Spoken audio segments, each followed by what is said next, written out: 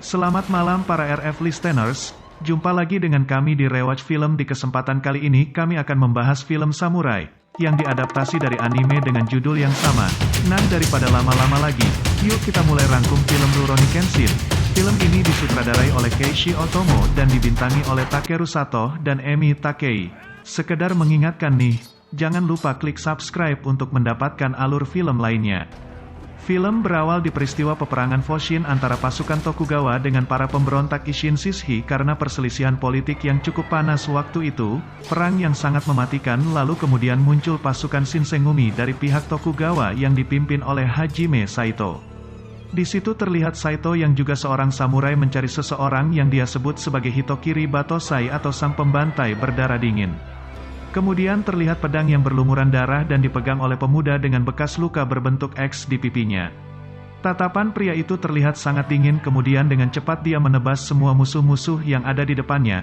Kecepatannya bagaikan angin yang berhembus, tidak ada yang mampu menghalaunya, menebas semua orang yang ada di depannya. Dan akhirnya dia terhenti tepat di depan Saito. Dia adalah sang Hitokiri Batosai. Saito dan Batosai saling menatap, lalu kemudian terdengar teriakan kemenangan dari jauh. Terlihat rombongan pasukan membawa sebuah panji Kaisar Jepang yang menandakan berakhirnya pemerintahan Shogun Tokugawa dan menandakan dimulainya era baru. Sang Batosai yang menyadari sudah dimulainya era baru, kini dia terlihat lelah berjalan menjauhi arena perang, namun langkahnya sempat dihentikan oleh Saito yang memanggilnya.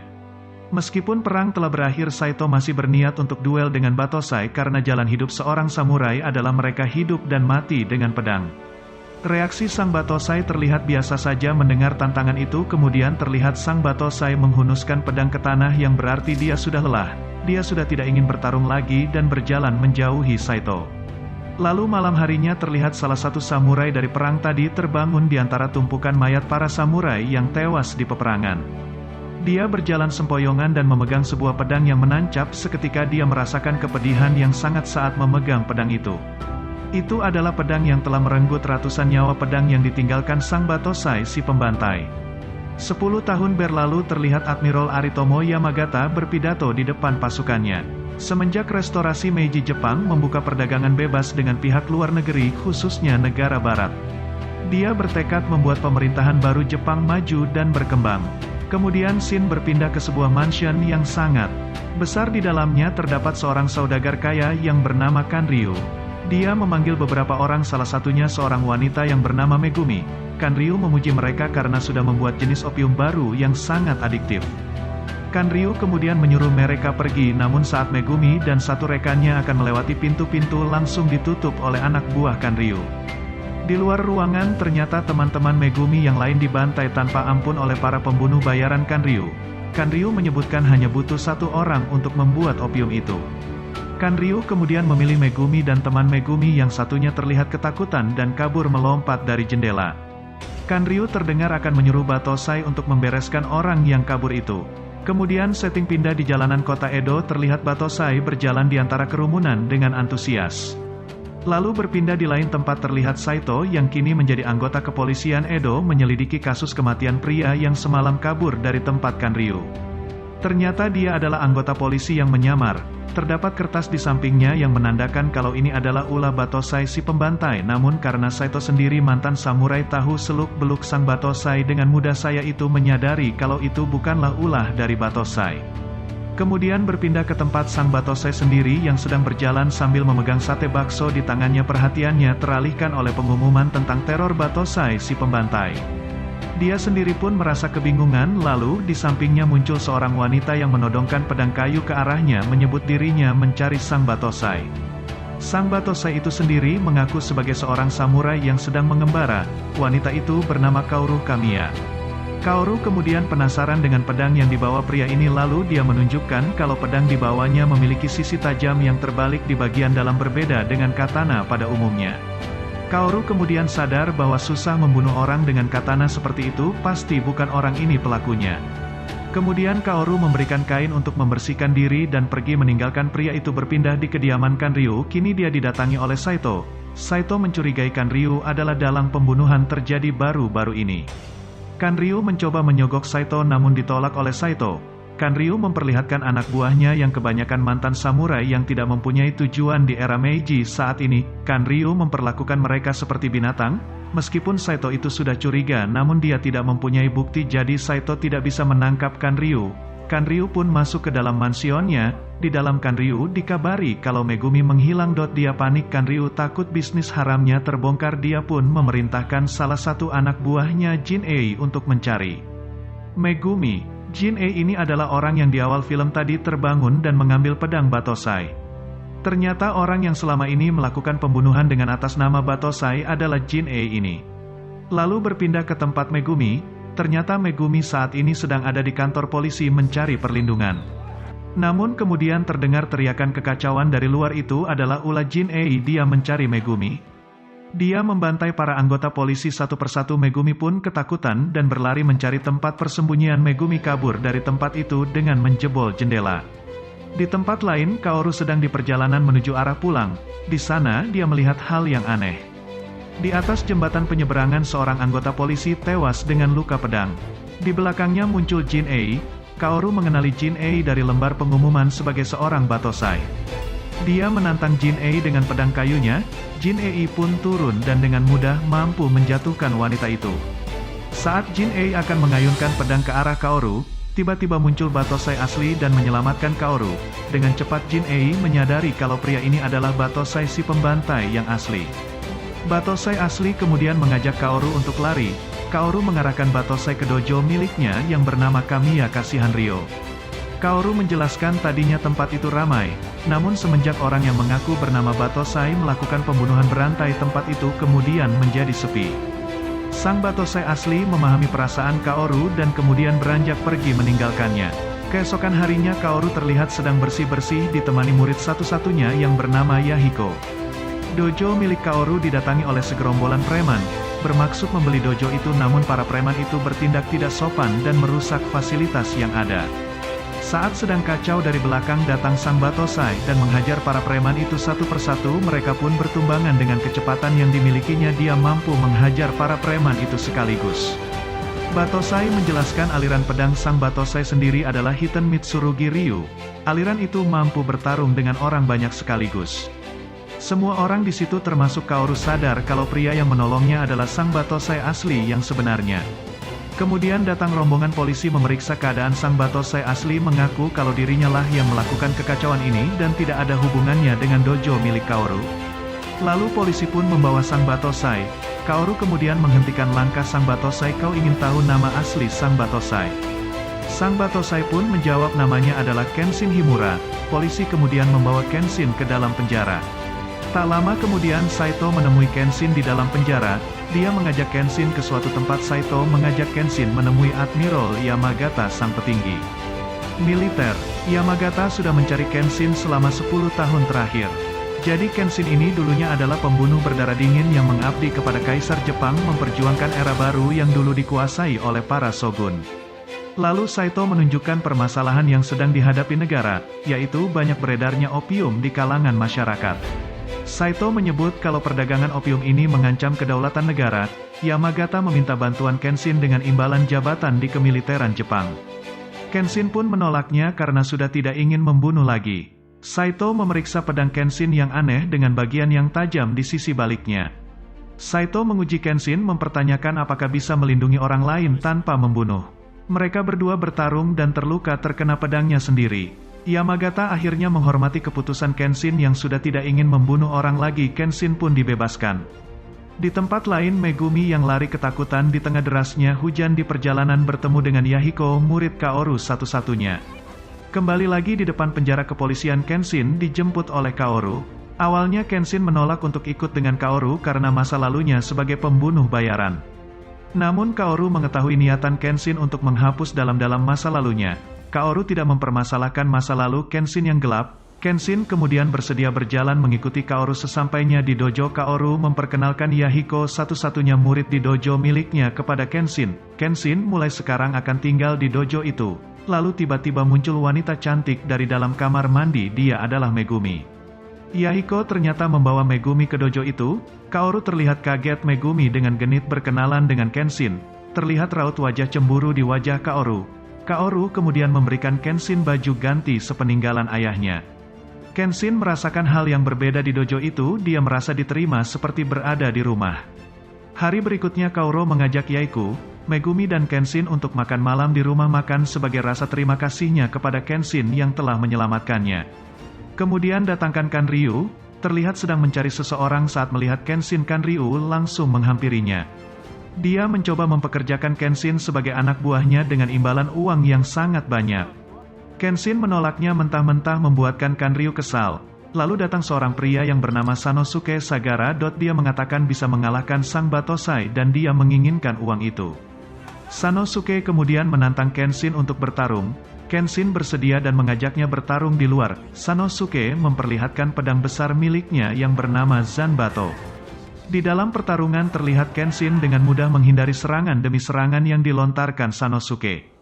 Sampai Sanosuke capek sendiri dan dia kesal menyudahi pertarungan itu. Kenshin pun pergi meninggalkannya. Sementara itu di tempat lain Jin-ei kembali berulah membantai polisi dan para preman yang menyerang dojo Kamiya milik Kaoru.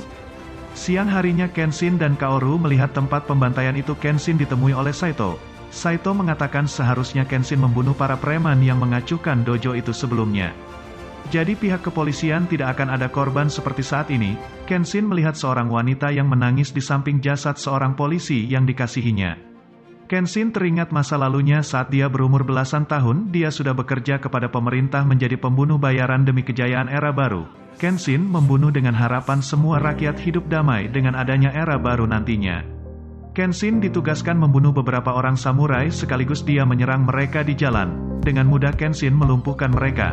Namun ada satu orang yang kemudian bangkit masih ingin berjuang karena harus melindungi orang yang dicintainya. Kenshin menetasnya sekali lagi. Pria itu tetap bangkit dan melawan hingga menyebabkan luka goresan di pipinya. Terakhir Kenshin menusuk pria itu dari belakang dan mengakhiri hidupnya. Benar-benar Kenshin tak memiliki belas kasihan pada saat itu.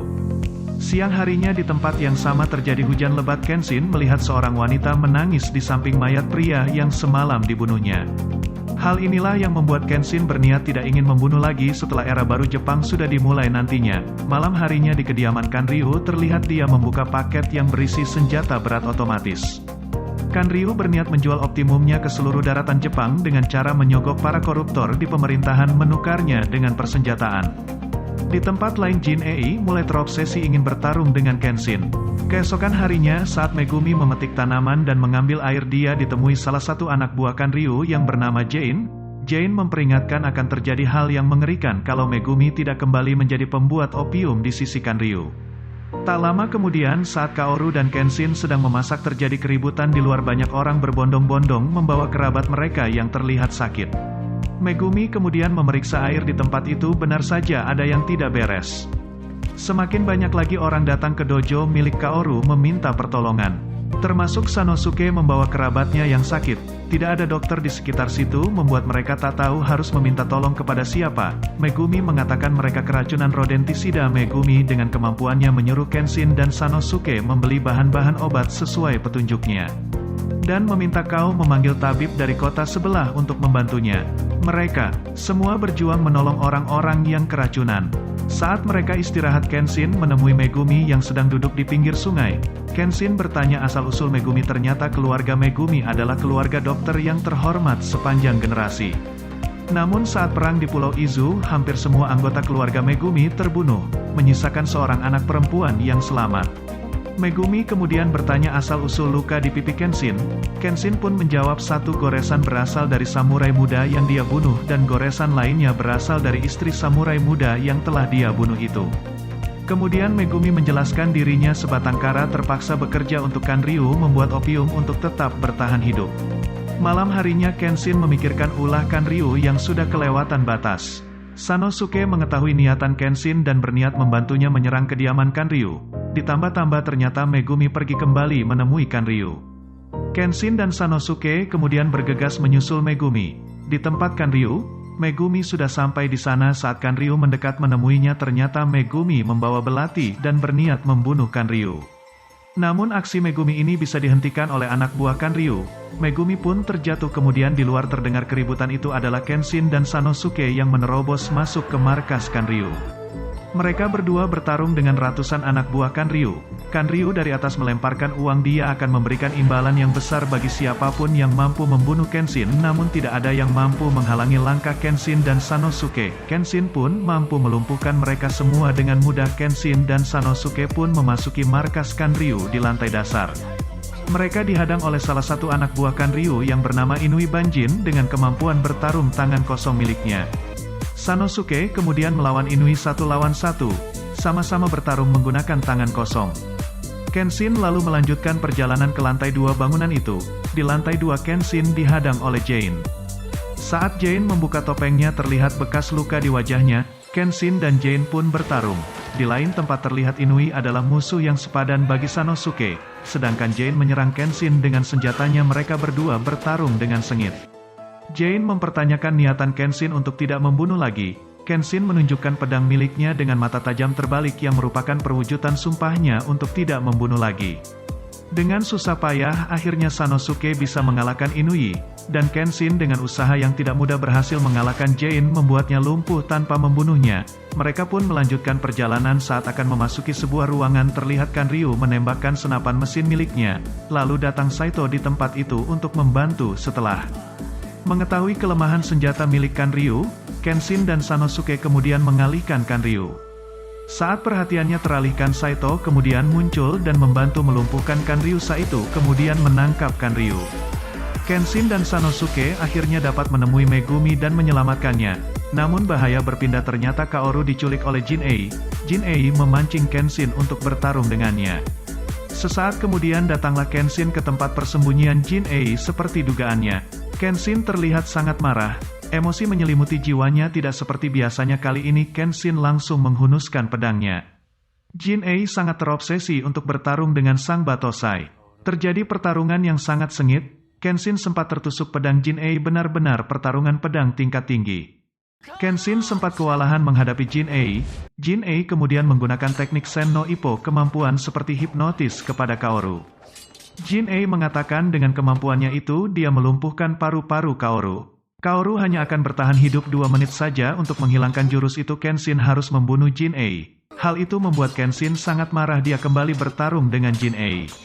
Kenshin sempat tertusuk pedang Jin-Ei sekali lagi, namun Kenshin masih mampu berdiri lagi. Kali ini raut wajahnya sudah berbeda, terpancar wajah sang Batosai 10 tahun lalu kembali muncul. Dengan amarahnya yang sangat nyata, Kenshin bertarung dengan Jin-Ei dan mengeluarkan jurus andalannya Ryusui Sein dan menebas kepala Jin-Ei. Namun karena mata pedang Kenshin yang terbalik, terlihat Jin-Ei masih hidup. Coba kalau pakai katana normal sudah terbelah pasti. Kenshin kemudian menggunakan sarung pedangnya mematahkan otot dan persendian Jin-Ei, membuat tangan kanannya lumpuh permanen. Dan demi menyelamatkan nyawa Kaoru, Kenshin membalikkan pedangnya dan bersiap menebas Jin-Ei sekali lagi menjadi seorang pembunuh. Saat Kenshin mengayunkan pedangnya, terdengar teriakan Kaoru menghentikannya. Kaoru akhirnya bisa terlepas dari pengaruh hipnotis Jin-Ei. Kaoru menangis, tidak ingin Kenshin kembali menjadi seorang pembunuh. Dia tidak ingin Kenshin membunuh lagi dengan alasan apapun. Kenshin dengan wajah penuh amarahnya terdiam mendengar perkataan Kaoru. Melihat Kaoru yang menangis memohon Kenshin untuk tidak membunuh lagi membuat Kenshin tersadar. Namun di belakang Jin-Ei masih bisa bangkit. Saat Jin-Ei bergerak, ternyata dia menusukkan pedang ke perutnya sendiri. Jin-Ei melakukan harakiri. Kenshin kemudian membawa Kaoru yang terluka. Berpindah di tempat markas Kanryu, akhirnya Kanryu dan anak buahnya ditangkap dengan barang bukti opium miliknya. Sementara itu di dojo Kamiya Kasihan terlihat Kaoru yang terbangun dari pingsannya. Kaoru kemudian mencari Kenshin ke sana kemari namun tak berhasil menemukannya. Dia takut Kenshin kembali mengembara. Saat Kaoru akan keluar dojo, dia melihat Kenshin di hadapannya. Ternyata Kenshin pergi sebentar membeli sayuran. Kini Kaoru tidak sendiri lagi. Di sekitar Kaoru berkumpul Kenshin, Megumi, Sanosuke dan Yahiko, keluarga barunya. Kaoru pun menitikkan air mata bahagia melihat Kenshin yang memilih tinggal di dojo milik Kaoru. Film pun berakhir. Tunggu sequel lanjutan dari film ini.